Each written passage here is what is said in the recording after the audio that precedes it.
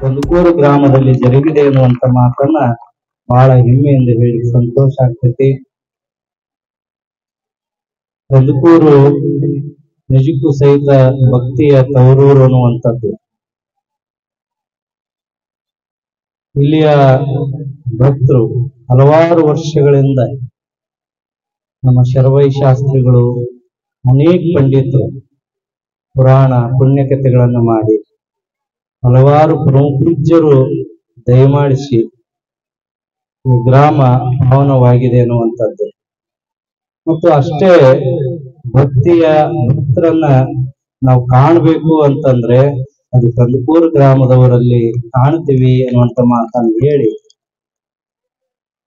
ಹಾಗಾಗಿ ಯಾಕೆ ಈ ಗ್ರಾಮಕ್ಕೆ ಮಹಾತ್ಮರು ಪ್ರೀತಿ ಇರ್ತಾರೆ, ಪ್ರೇಮ ಹಂಚ್ತಾರೆ ಅನ್ನುವಂಥದ್ದು. ಒಬ್ಬ ಬತ್ತನಾಳ್ ಶಿವಯೋಗಿಗಳಂತ ಆಗ್ಬೋದು, ಬಹಳ ದೊಡ್ಡ ತಪಸ್ವಿಗಳು. ಸ್ವತಂತ್ರ ಪೂರ್ವದಲ್ಲಿ ಇದ್ದಂತ ಪರಮ ಪೂಜ್ಯರು. ಇವತ್ತು ಬಿಜಾಪುರದ ಏನು ಬಸವೇಶ್ವರ ವಿದ್ಯಾವರ್ಧಕ ಸಂಘವನ್ನ ಸ್ಥಾಪನೆ ಮಾಡಿದಂತವ್ರು ಅವರೇ. ಅವರು ಒಂದು ಸಲ ಒಂದು ಗ್ರಾಮಕ್ಕೆ ದಯಮಾಡಿಸಿರ್ತಾರೆ. ದಯಮಾಡಿಸಿದಂತ ಸಂದರ್ಭದಲ್ಲಿ ಅಲ್ಲಿ ಪ್ರವಚನ ಗೈದ ಮೇಲೆ ಅನೇಕ ಭಕ್ತರು ಕಾಣಿಕೆಗಳನ್ನು ಸಮರ್ಪಣೆ ಮಾಡ್ತಾರೆ. ಆ ಸಮರ್ಪಣೆ ಮಾಡಿದಂತ ಕಾಣಿಕೆಯನ್ನ ಆ ಊರಿನವರಿಗೆ ಕೊಟ್ಟು ಬರ್ತಾರೆ. ಅಜ್ಜವರು, ಇಲ್ಲ ನಿಮ್ಮ ಊರಿನಲ್ಲಿ ಶಾಲೆ ಇಲ್ಲ, ಶಾಲೆ ಕಟ್ಟ್ರಿ ಅಂತ ಕೇಳಿ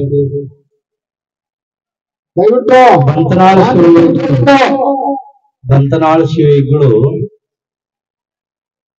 ಕಾಣಿಕೆಯನ್ನ ಅಲ್ಲೇ ಕೊಟ್ಟು ಬರ್ತಾರೆ. ಕೊಡುವಂತ ಸಂದರ್ಭ ಭಕ್ತರೆಲ್ಲ ಹೇಳ್ತಾರೆ, ಇಲ್ಲ ನೀವು ತಗೊಂಡು ಹೋಗ್ರಿ, ದಾಸೋಹ ಮಾಡ್ರಿ ಅಂತ. ಇಲ್ಲಿಲ್ಲ, ಶಾಲೆ ನಿರ್ಮಾಣ ಆಗ್ಲಿ ಅಂತ ಕೊಡ್ತಾರೆ. ಕೊಟ್ಟ ಸಮಯದೊಳಗೆ ಒಬ್ಬ ಭಕ್ತ, ಶ್ರೀಮಂತ ಭಕ್ತ, ಬುದ್ಧಿ ಸಮಾಜದ ಕಾಣಿಕ ನೀವು ತಗೊಳ್ಳಿಲ್ಲ, ಆದ್ರ ನಾ ಪ್ರೀತಿಯಿಂದ ಒಂದು ತೊಲಿ ಬಂಗಾರದ ಉಂಗುರ ತಂದಿನಿ, ತಗೊಳ್ರಿ ಅಂತ ಬಂದು ನಮಸ್ಕಾರ ಮಾಡ್ತಾನೆ. ಇದನ್ನ ತಗೊಂಡು ಹೋಗ್ರಿ ಅಂತ.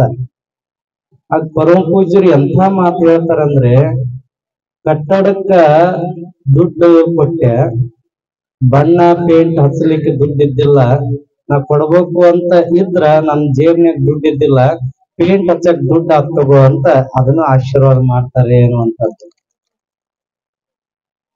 ಯಾಕೆ ಈ ಮಾತು ಹೇಳಿದಂತಂದ್ರೆ, ಪರಮ ಪೂಜ್ಯರಾಗಿರ್ತಕ್ಕಂಥ ಅಭಿನವ ಗವಿಸಿದ್ಧ ಮಹಾಶ್ರೀಗಳು ಈ ಗ್ರಾಮಕ್ಕೆ ಒಂದು ಸಂಸ್ಕೃತಿಯ ವಾತಾವರಣವನ್ನು ನಿರ್ಮಿಸೋದ್ರ ಜೊತೆಗೆ ತಾವೇ ದಯಮಾಡಿಸಿ ಜಾತ್ರಾ ಮಹೋತ್ಸವದ ಈ ಪ್ರಾಂಗಣವನ್ನು ಸ್ವಚ್ಛ ಮಾಡಿ ಹಲವಾರು ರೀತಿಯಲ್ಲಿ ಸೇವೆಯನ್ನ ಮಾಡಿ ಇವತ್ತು ಈ ಒಂದು ಹೊಸದಾಗಿರ್ತಕ್ಕಂಥ ಸಾಂಸ್ಕೃತಿಕ ವಾತಾವರಣ ನಿರ್ಮಾಣಕ್ಕೆ ಕಾರಣ ಯಾರಾದರೂ ಪರಮ ಪೂಜ್ಯರಿದ್ರೆ ಅದು ಕೊಪ್ಪಳದ ಅಭಿನವ ಗವಿಸಿದ್ಧ ಮಹಾಶ್ರೀಗಳು ಅನ್ನುವಂಥದ್ದು.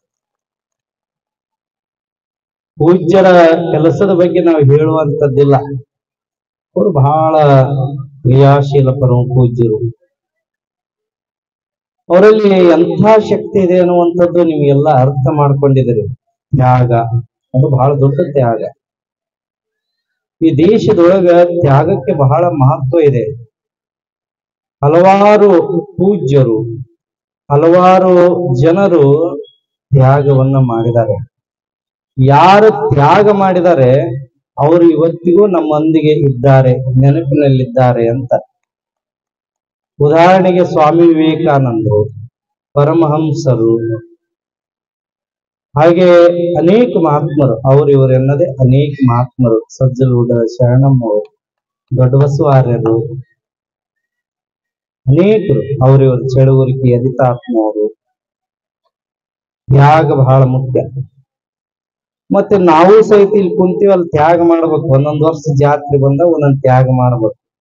ಏನ್ರ ಜರ ತ್ಯಾಗ ಮಾಡೋದ್ ಅಂದ್ಕೂಳೆ ನನ್ ವಾಚ್ ಬಿಚ್ಚಿಡ್ಬೇಕು, ಏನ್ ಬಂಗಾರದ ಉಂಗ್ರ ಬಿಚ್ಚಿಡ್ಬೇಕು, 1,00,000 ರೂಪಾಯಿ ಆಗೈತಿ ಅದನ್ನು ಬಿಡ್ಬೇಕು, ಕೇಳೋದು ತವ್ರ ಮನೆಗೆ ಹೋದ್ರೆ ಕೇಳೋದು ಬಿಡ್ಬೇಕು. ಸಂತೋಷ ಪಡೋದು. ಈ ನಿಮ್ಮನ್ ಗೃಹ ಪ್ರವೇಶಕ್ಕೆ ಕರೆದಿರ್ತಾರ. ನಮ್ ಜನ ಏನಪ್ಪಾ ಅಂದ್ರೆ ಗೃಹ ಪ್ರವೇಶಕ್ಕೆ ಕರೆದವ್ರದ್ದು ಗೋಲಿಗುಂಡಾಗಿರ್ತಾವ, ಕಣ್ಣು ಗೋಲಿಗುಂಡಾಗಿರ್ತಾವ. ನೀವು ಬಂದ ಕೂಡಲೇ ಬ್ಯಾಗ್ ಇಸ್ಕೋಬೇಕು, ನೀವು ಬಂದ ಕೂಡಲೇ ಕಾಲಿಗೆ ನೀರು ಕೊಡ್ಬೇಕು, ನೀವು ಬಂದ ಕೂಡಲೇ ನಾಷ್ಟಾ ಮಾಡನ್ಬೇಕು, ನೀವು ಬಂದ ಕೂಡಲೇ ಚಹಾ ಕುಡಿ ಅನ್ಬೇಕು, ನೀವು ಬಂದ ಕೂಡಲೇ ಅಲ್ಲಿ ಕುಂದ್ರಿ ಅನ್ಬೇಕು, ಇಲ್ಲಿ ಕುಂದ್ರಿ ಅನ್ಬೇಕು, ಚೇರ್ ಹಾಕ್ಬೇಕು. ಒಂದ್ ವೇಳೆ ಉಪಚಾರ ಮಾಡಿಲ್ಲ ಅಂದ್ರೆ ಏನಂತೀರಿ? ಮನಿ ಕಟ್ಸಾರ ಸೊಕ್ಕ ಬಂದತ್ ನೋಡಂತೀರಿ. ಏನಂತೀರಿ? ಮನಿ ಕಟ್ಸಾರ ಸೊಕ್ಕ ಬಂದತ್ ನೋಡು. ಮತ್ ಉಪಚಾರ ಮಾಡಿ ಜೊತೆಗೆ ನಿಮ್ಗೆ ಆಯಾರ್ ನೀವ್ ಅವ್ರಿಗೆ ಮಾಡ್ತೀರ, ಅವ್ರಿಗೆ ನೀವ್ ಆಯಾರ್ ಮಾಡ್ತೀರಿ. ಅವ್ರು ಆಯಾರ್ ಮಾಡಿದ ಕೂಡಲೇ ಒಂದ್ ರೂಮ್ನೆ ಹೋಗ್ತೀರಿ. ನೀವು ಏನ್ ಚಲೋ ಸೀರೆ ಕೊಟ್ಟಾರಿಲ್ ನೋಡೋಣ ಅಂತಂದ್ ಒಳಗ್ ಹೋಗ್ತೀರಿ. ಹೋಗಿ ನೋಡ್ತೀರಿ, ಸೀರೆ ಜಂಪರ್ ಪೀಸ್ ಇದ್ದಂಗ ಐತಿ, ಚಾ ಸೋಸ ಜೇಡ್ ಇದ್ದಂಗ ಐತಿ ಅಂತ ಬೈದು ಬರ್ತೀರಿ. ಮನಿ ಕಟ್ಸಿರ್ತಾರಲ್ಲ ಅವ್ರಿಗೆ ನೀವು ಸಹಕಾರ ಆಗ್ಲಿ ಅಂತ ನಿಮ್ಮನ್ನ ಕರೆದಿರ್ತಾರ. ಇವರು ಒಂದಿಷ್ಟು ನಮ್ಮೊಂದಿಗೆ ಬೆರಿಲಿ, ಕೆಲಸ ಮಾಡ್ಲಿ, ಜೊತೆಗೆ ಸಹಕಾರ ಆಗ್ಲಿ ಅಂತ ಕರೆದಿರ್ತಾರ. ನಾವೇ ಅತಿಥಿಗಳಾಗಿ ಹೋದ್ರೆ ಹೆಂಗ ಅನ್ನುವಂಥದ್ದು. ಅದನ್ನ ನಾವು ಮಹಾತ್ಮರಿಂದ ಕಲಿತೀವಿ, ತ್ಯಾಗದಿಂದ ಕಲಿತೀವಿ. ನೋಡ್ರಿ, ತ್ಯಾಗ ಮಾಡ್ರಿ. ಒಂದಿಷ್ಟು ಅವನುಗಳನ್ನು ಬಿಟ್ಟು ಯಾರು ಒಳ್ಳೆ ಕೆಲಸ ಮಾಡ್ತಿರ್ತಾರೆ ಅಲ್ಲಿ ಭಾಗಿಯಾಗುವಂಥದ್ದು, ಸಹಕಾರಿ ಆಗುವಂಥದ್ದು, ಪ್ರೀತಿ ಆಗುವಂಥದ್ದು. ಒಮ್ಮೆ ರಾಮಕೃಷ್ಣ ಪರಮಹಂಸರು ಆರಾಮ್ ಕುಳಿತಿದ್ರು. ಒಬ್ಬ ತಾಯಿ ಮಗ ಬಂದ್ರು,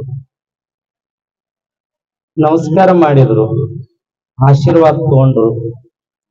ಏನು ಯಾಕೆ ಬಂದಿರಿ ಅಂದ್ರು. ಬುದ್ಧಿ, ನನ್ನ ಮಗ ಬೆಲ್ಲ ಬಹಳ ತಿಂತಾನ, ಅದಕ್ಕೆ ಬಿಡಿಸ್ಬೇಕು, ಆ ತಿನ್ನೋದ್ ಬಿಡಿಸ್ಬೇಕು, ಹೇಳ್ರಿ ಒಂದಿಷ್ಟು ತಿನ್ನೋದ್ ಬಿಡು ಅಂತ ಹೇಳ್ರಿ. ರಾಮಕೃಷ್ಣ ಪರಮಹಂಸರು ಆ ಮಗನಿಗೆ ಆ ಕ್ಷಣ ಕೇಳೋದಿಲ್ಲ. ಒಂದ್ ವಾರ ಬಿಟ್ಟು ಬಾ ಅಂತ ತಾಯಿ ಮಗನಿಗೆ ಹೇಳ್ತಾರ. ತಾಯಿ ಮಗನಿಗೆ ಹೇಳಿದ ತಕ್ಷಣ ಆಯ್ತು ಅಂತ ತಿಳ್ಕೊಂಡು ಒಂದ್ ವಾರ ಬಿಟ್ಟು ಮತ್ತೆ ಬರ್ತಾರ. ಬಂದ ಕೂಡಲೇ ರಾಮಕೃಷ್ಣ ಪರಮಹಂಸರು ಒಂದೇ ಮಾತನಾಗ ಹೇಳ್ತಾರ, ಮಗು ಇನ್ಮೇಲೆ ಬೆಲ್ಲ ತಿನ್ಬೇಡಪ್ಪ. ಆ ಮಗು ಆಯ್ತ್ರಿ ಅಂತ, ಆಯ್ತು ಹೋಗಿ ಬರ್ರಿ ಅಂತ. ಆ ತಾಯಿಗೆ ಹೊಟ್ಟೆ ಖಾರ ಕಲಿಸ್ದಂಗ ಆಯ್ತು. ಅಲ್ಲಿ ಇಷ್ಟ ಮಾತು ಹೇಳಕ್ ಒಂದ್ ವಾರ ಟೈಮ್ ತಗೊಳದ. ಆಗಿನ ಪರಿಸ್ಥಿತಿ ಹೆಂಗಿತ್ತು, ಈಗೇನ್ ಬಿಡು ಆಧಾರ್ ಕಾರ್ಡ್ ಐತೆ, 10 ಸಲ ಹೋಗಿ ಬಂದ್ಬಿಡ್ತಿದ್ರಿ ನೀವು ಮಠಕ್ಕೆ. ಆಕಿಗೆ ಬಹಳ ಸಂಕಟ ಆಯ್ತು. ನಡ್ಕೊಂತ ಬಂದು ಇಷ್ಟೆಲ್ಲಾ ಮಾಡಿನಿ, ಒಂದ್ ವಾರ ಟೈಮ್ ತಗೊಂಡ್ರು ಸ್ವಾಮೀಜಿಯವ್ರು ಅಂತ ಕೇಳೇ ಬಿಟ್ಲಾಕಿ. ಯಾಕ್ರಿ ಒಂದ್ ವಾರ ಟೈಮ್ ತಗೋಬೇಕಾಯ್ತು? ಇಷ್ಟ ಮಾತು ಅವತ್ತು ಹೇಳಿ ಕಳಿಸಿದ್ರು, ಮುಗಿದು ಹೋಗಿತ್ತಲ್ಲ. ಆಗ ಗುರುಗಳು ಹೇಳಿದ್ರು, ನಾನು ಬೆಲ್ಲ ತಿಂತಿದ್ನವ, ಬೆಲ್ಲ ತಿನ್ನೋದ್ ನಾನ್ ಬಿಟ್ಟು ನಿನ್ ಮಗನಿಗೆ ಹೇಳಿದ್ರ ಅತ್ ಬೆಲ್ಲ ತಿನ್ನೋದ್ ಬಿಟ್ಟಾನ ಅಂತ ಹೇಳಿದ್ರಂತ. ಅಂದ್ರೆ ಈ ಮಾತು ಯಾಕೆ ಹೇಳ್ತೀನಿ ಅಂದ್ರೆ, ಕೆಲವಾರು ಗುಣಗಳು ನಾವು ಟಿವಿ ನೋಡ್ತಿರ್ತೀವಿ, ಮಕ್ಕಳಿಗೆ ಓದಂದ್ರೆ ಹೆಂಗ್ ಓದ್ತಾವ. ನಾವ್ ಇನ್ನೊಂದ್ ಕೆಲಸ ಮಾಡ್ತಿರ್ತೀವಿ, ಮಕ್ಕಳಿಗೆ ಇಲ್ಲಿ ಬರಬೇಡ ಅಂದ್ರೆ ಹೆಂಗ್ ಬರ್ತಾವ. ನಾವ್ ಎಲ್ಲೋ ಗಿಡದ ಬುಡಕ್ ಕುಂತಿರ್ತೀವಿ, ಏನೇನೋ ಮಾಡ್ತಿರ್ತೀವಿ, ಮಕ್ಕಳಿಗೆ ಅದನ್ನ ಮಾಡ್ಬೇಡ ಇದನ್ನ ಮಾಡ್ಬೇಡ ಅಂದ್ರೆ ಹೆಂಗ್ ಮಾಡ್ತಾವ. ಅದಕ್ಕೆ ಸಂಸ್ಕಾರ, ಬಹಳ ಸಂಸ್ಕಾರ ಬೇಕು. ಆ ಸಂಸ್ಕಾರದ ಛಾಯೆ ಮಕ್ಕಳಲ್ಲಿ ಮೂಡಿದಾಗ ಮಾತ್ರ ಭಕ್ತಿ, ಶ್ರದ್ಧೆ, ವಿಶ್ವಾಸ, ಪ್ರೇಮ ಬೆಳಿಲಿಕ್ಕೆ ಸಾಧ್ಯವಾಗ್ತೈತಿ ಎನ್ನುವಂಥದ್ದು. ಅದಕ್ಕೆ ಆ ಗುಣ ಅನ್ನುವಂಥದ್ದು ಮುಖ್ಯ. ಯಾಕಂದ್ರೆ ಗುರುವಿನ ಕೆಲಸ ಎಂತ ಕೆಲಸ ಅಂತಂದ್ರೆ, ಒಬ್ಬ ಅಂಧ ಇದ್ದ, ರೋಡ್ನೊಳಗೆ ಲಾಟಿನ್ ಹಿಡ್ಕೊಂಡು ನಿಂತಿದ್ದ, ಕಂದೀಲ. ಆ ಕಂದೀಲ್ ಹಿಡ್ಕೊಂಡು ನಿಂತಿದ್ದ. ಒಬ್ಬ ಹೋದ, ನಕ್ಕೊಂತ ಹೋದ. ಎರಡನೇದವ್ ಹೋದ, ನಕ್ಕೊಂತ ಹೋದ. ಮೂರನೇದವ್ ಹೋದ, ಬೈಕೊಂತ ಹೋದ. ನಾಲ್ಕನೇದವ್ ಹೋದ, ಏನೋ ನಿನಗ ಕಣ್ಣು ಕಾಣೋದಿಲ್ಲ, ಈ ಕಂದೀಲ್ ಯಾಕೆ ಹಿಡಿದಿ ಅಂತ ಮತ್ತ ಬೈದ. ಆರನೇದವ್ ಬಂದ, ನಿನಗೇನ್ ತೆಲಿಗಿಲಿ ಕೆಟ್ಟದನ್ನು, ಯಾಕೆ ಕಂದೀಲ್ ಹಿಡ್ಕೊಂಡಿದಿ, ನೀನ ಕುಟ್ಟದಿದಿ, ನೀನ ಕುರುಡದಿದಿ, ಎದಕ್ ಹಿಡ್ದಿದಿ ಅಂತ ಬೈದ. ಆ ಕುರುಡ ಒಂದ್ ಚಲೋ ಮಾತು ಹೇಳ್ದ, ನೋಡಪ್ಪ ನನಗಾಗಿ ಲಾಟಿನ್ ಹಿಡಿದಿಲ್ಲ, ಮುಂದ್ ಒಂದು ತೆಗ್ಗ ಐತಿ, ಆ ತೆಗ್ಗಿನೊಳಗೆ ನೀ ಬೀಳ್ಬಾರ್ದಂತ ನಿಮಗೆಲ್ಲ ಲಾಟಿನ್ ಹಿಡಿದಿನೋ, ಕಂದೀಲ್ ಹಿಡಿದಿನೋ ಅನ್ನಂತ. ಇದನ್ನ ಯಾಕೆ ಹೇಳಿದಂತ ಅಂದ್ರೆ, ಗುರು ಆದಂತವನು ಮಾರ್ಗದರ್ಶನ ಮಾಡ್ತಾನೆ. ಮಾರ್ಗದರ್ಶನ ಮಾಡೋದ್ರ ಮುಖಾಂತರವಾಗಿ ನೀನು ಸರಿದಾರಿಗೆ ಹೋಗ್ಬೇಕು. ಮತ್ತು ಸಮಾಜದೊಂದಿಗೆ ಒಳ್ಳೆ ರೀತಿಯಲ್ಲಿ ಬೆರಿಬೇಕು, ಪ್ರೇಮ ವಿಶ್ವಾಸದಿಂದ ಬಾಳ್ಬೇಕು, ನಂದನವನ ರೀತಿಯಲ್ಲಿ ನೀ ಕಾಣಬೇಕು ಅನ್ನುವಂಥದ್ದು. ಅದಕ್ಕೆ ಬಹಳ ಕವಿ ಬಹಳ ಚಂದ ಹೇಳ್ತಾನ, ಎಲ್ಲಿದೆ ನಂದನ ಎಲ್ಲಿದೆ ಬಂಧನ ಎಲ್ಲಾ ಇವೆ ಈ ನಮ್ಮೊಳಗೆ, ಒಳಗಿನ ತಿಳಿಯನ್ನು ಕಲಕದೆ ಇದ್ದರೆ ಅಮೃತ ಸವಿಯಿತು ನಾಲಿಗೆಗೆ, ಹತ್ತಿರವಿದ್ದು ದೂರ ನಿಲ್ಲುವೆವು ನಮ್ಮ ಹಮ್ಮಿನ ಕೋಟೆಯಲ್ಲಿ, ಎಷ್ಟೋ ಕಷ್ಟವು ಹೊಂದಿದೆ ಎಂಬುದು 4 ದಿನದ ಈ ಬದುಕಿನಲ್ಲಿ, 4 ದಿನದ ಈ ಬದುಕಿನಲ್ಲಿ. ಅದಕ್ಕೆ ಸಂಸ್ಕಾರ ಕೊಡುವಂತೆ ಕೆಲಸ ಆಗ್ಬೇಕು. ನೋಡ್ರಿ, ನಮ್ಮ ಮಕ್ಕಳಿಗೆಲ್ಲ ಆಡಿ ಬಂದ್ರ ನಮ್ಮ ತಾಯಿಗಳು ಎಷ್ಟು ಸಂತೋಷ, ಪ್ರೀತಿ ಪ್ರೇಮ. ಹೆಂಗ ಪ್ರೇಮ ಅಂತಂದ್ರೆ, ಸುಮ್ನೆ ಆಡಿ ಬಂದ್ರೆ ಜನಪದಗಾರತಿ ಸಂತೋಷ ಪಟ್ಟು ಹಾಡ್ತಿದ್ಲು, ಆಡಿ ಬಾನನ ಕಂದ ಅಂಗಾಲ ತೊಳೆದೇನ ತೆಂಗಿನ ನೀರ ತಿಳಿಯಿಂದ ಬಂಗಾರ ಮೋರೆ ತೊಳೆದೇನ ಅಂತ. ಆದ್ರೆ ಇವತ್ತಿನ ತಾಯಿ ಅಂದ್ರೆ ಹೆಂಗ ಆಡ್ತಾರಂತ. ಅದಕ್ಕೊಂದ್ ನಾ ಪದ್ಯ ಬರ್ದೇನಿ ಬಹಳ ಚಂದ. ಆಡ್ಬೇಡ ನನ್ನ ಕಂದ, ನೀ ಫಾಸ್ಟ್ ಆಗ್ಬೇಕು, ನೀ ಫಸ್ಟ್ ಬರ್ಬೇಕು, ನೀ ಬೂಸ್ಟ್ ಕುಡಿಬೇಕು, ನೀ ಬರೀ ರೆಸ್ಟ್ ತಗೋಬೇಕು. ಹೀಗಾದ್ರೆ ಸಂಸ್ಕಾರ ಬರ್ಲಿಕ್ಕೆ ಹೀಗ್ ಸಾಧ್ಯ ಅನ್ನುವಂಥದ್ದು. ಆ ಸಂಸ್ಕಾರದ ವಿನೂತೀಕರಣವಾಗಬೇಕಾದ್ರೆ ಮನುಷ್ಯ ಗುರುವಿನ ಸಂಘವನ್ನ ಮಾಡಬೇಕು. ಸಂಘಗಳು ಬಸವಣ್ಣ ಬಹಳ ಚಂದ ಹೇಳ್ತಾನೆ, ಸಂಘಗಳು ಎರಡುಂಟು, ಒಂದು ಹಿಡಿ ಒಂದು ಬಿಡು, ಮಂಗಳ ಮೂರ್ತಿ ಕೂಡಲ ಸಂಗಮ ದೇವ ಅಂತ ಹೇಳ್ತಾನೆ. ಹಾಗಾಗಿ ಯಾವ ಸಂಘ ಮಾಡಿದ್ರೆ ಏನಾಗ್ತತಿ ಅನ್ನುವಂಥದ್ದನ್ನ ನಾವು ತಿಳ್ಕೊಳ್ಬೇಕು ಅನ್ನುವಂಥದ್ದನ್ನ ಈ ಸಂದರ್ಭದಲ್ಲಿ ಹೇಳಿ